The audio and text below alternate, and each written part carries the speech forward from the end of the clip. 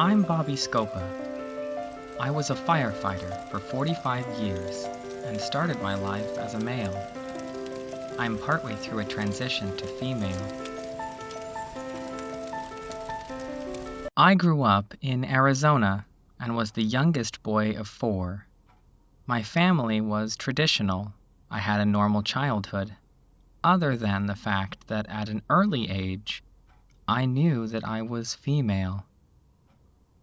The confusion about gender identity is disorienting. You don't know who to talk to or even what to say.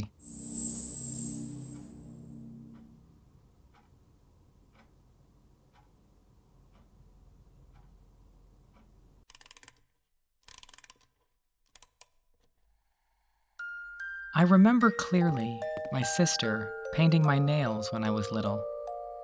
I liked my fingers to look pretty.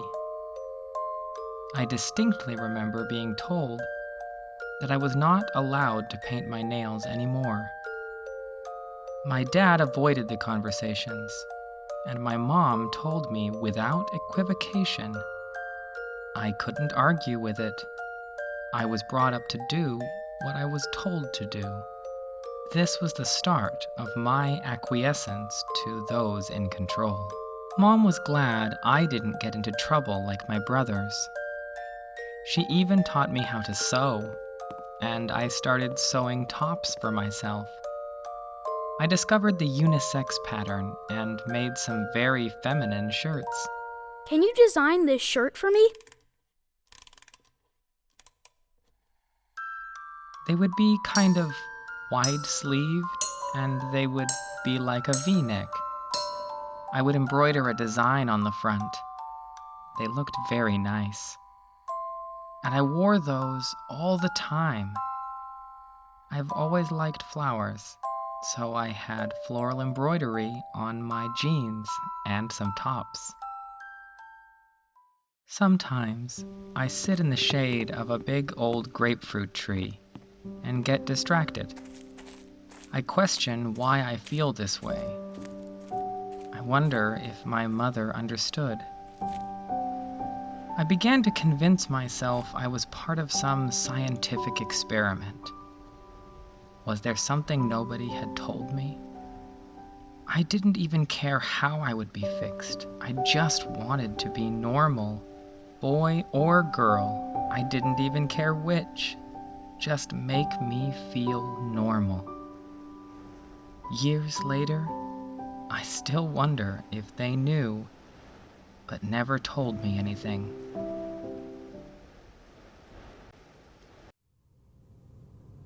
As I got to be a teenager, I was backpacking.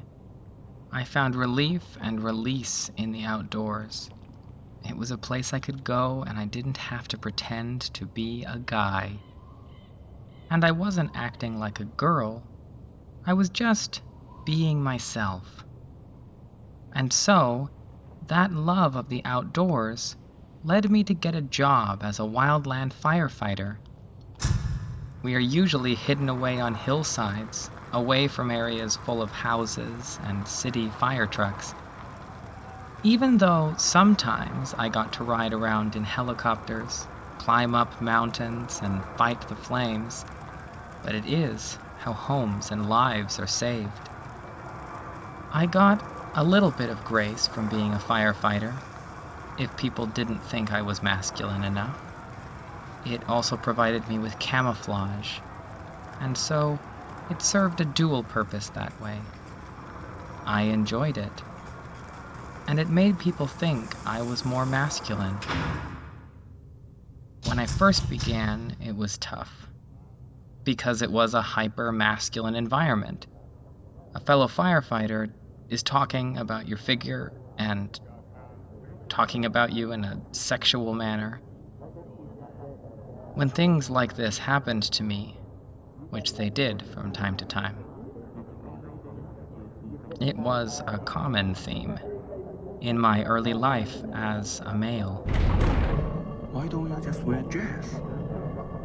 You guys hiring women now? You've got a fine ass. It's not every day you see something like that on a man. When you enjoy that, just a bit of harmless fun.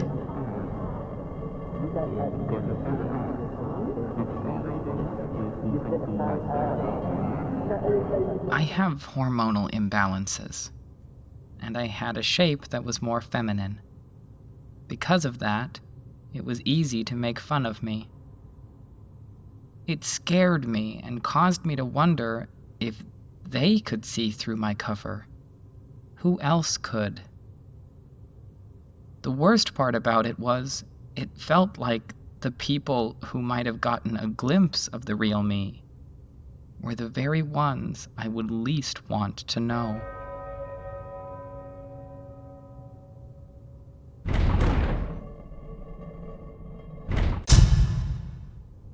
I thought I was just gonna always live my life as a male, because I thought it would be so destructive to my family. I just figured I was gonna have to buck up and would just have to spend the next 80 years pretending I would be strong. When I was trying to graduate from college, I had to take care of my dying sister and her children, and had a huge course load and work pressure, and at this point my girlfriend said we should get married. I said yes. I decided to bare my soul to this beautiful lady who wanted to marry me.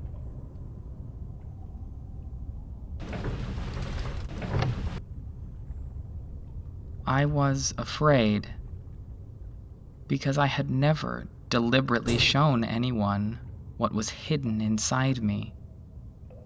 But she didn't want to hear the details of who I was.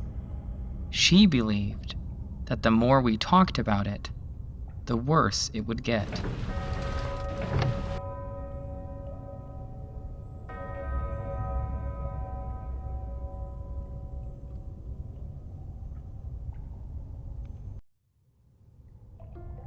I had used up all the distractions I could think of.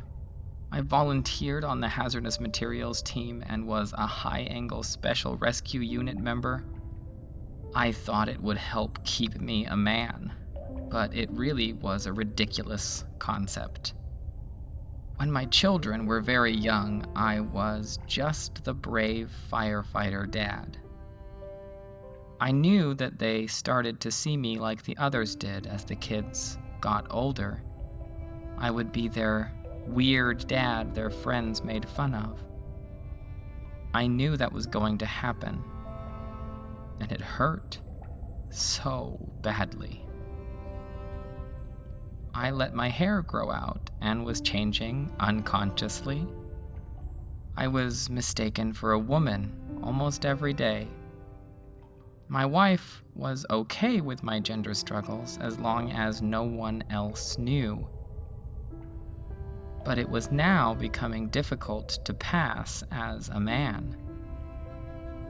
The stress I was under felt suffocating.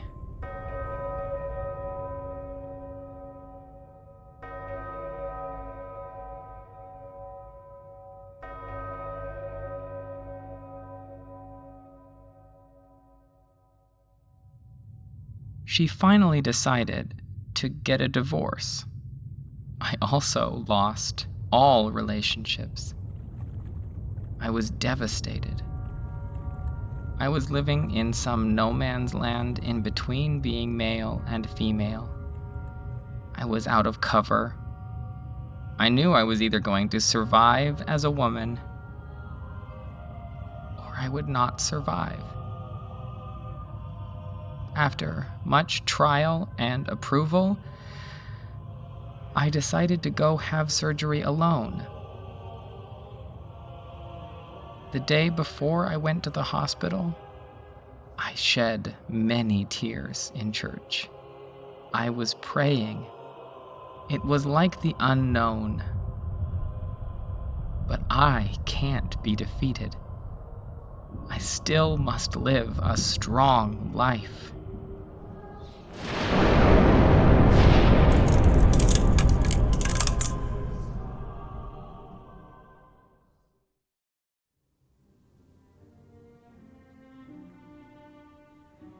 Surgery made me whole. I was already a woman. It just made me able to live my life more wholly and more completely. After that, the bigger part of the story is transitioning and living my life as a woman. No one knew about my change. I am hopeful for the future. I hope I am good at my job. Life got 10 times easier, 100 times easier. A new life has begun.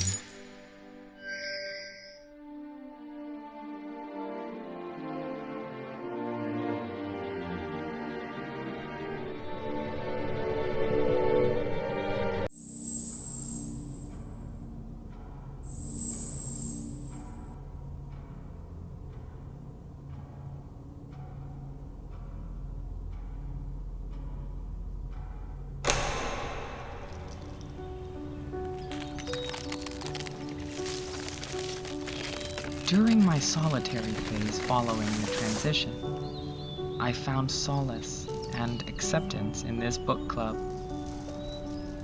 Here, the International Literary Guild and Wine Club was formed. We were women of similar ages, from diverse backgrounds, kindling friendships over shared stories. The books we read became secondary to our bonding. The wine and conversations held much more essence. This wasn't just a book club. It was my emotional lifeline, a haven where I was loved and accepted without question.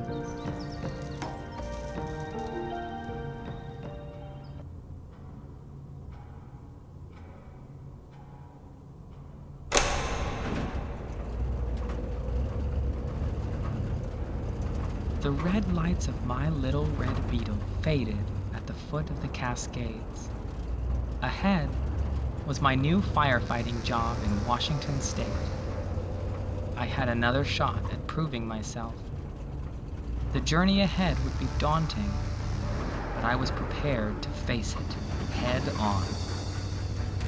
When a wildfire broke out, as fire chief, I marshaled my team and charged into the heart of the blaze. This fire, like every victory we claimed, emboldened me and fortified my confidence. The trust and strength drawn from my team asserted my conviction. I was right where I belonged.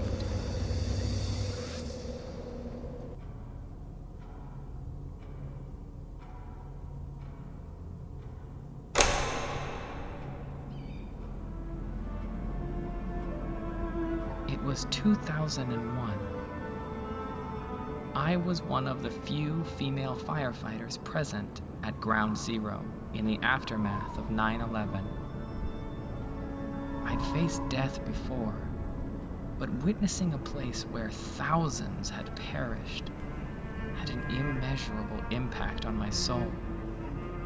I yearned to reconnect with my estranged family, to move past the anger and prejudice.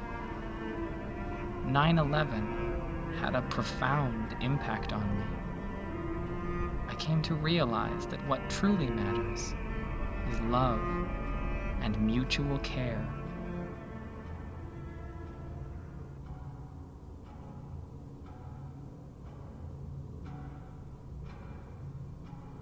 Now, on my boat, Florian, I navigate the waters of Puget Sound. A life where I spent half of it denying and hiding who I truly was. If I could go back in time, I'd assure myself, take charge of your decisions. Savor this incredible ride. Though it may be bumpy, don't harbor fear, and don't lean on others to decide for your life. Be brave if if you find yourself lost. We ought to decide our own lives, not live under the gaze of others. I hope you can become more attuned to your inner self and live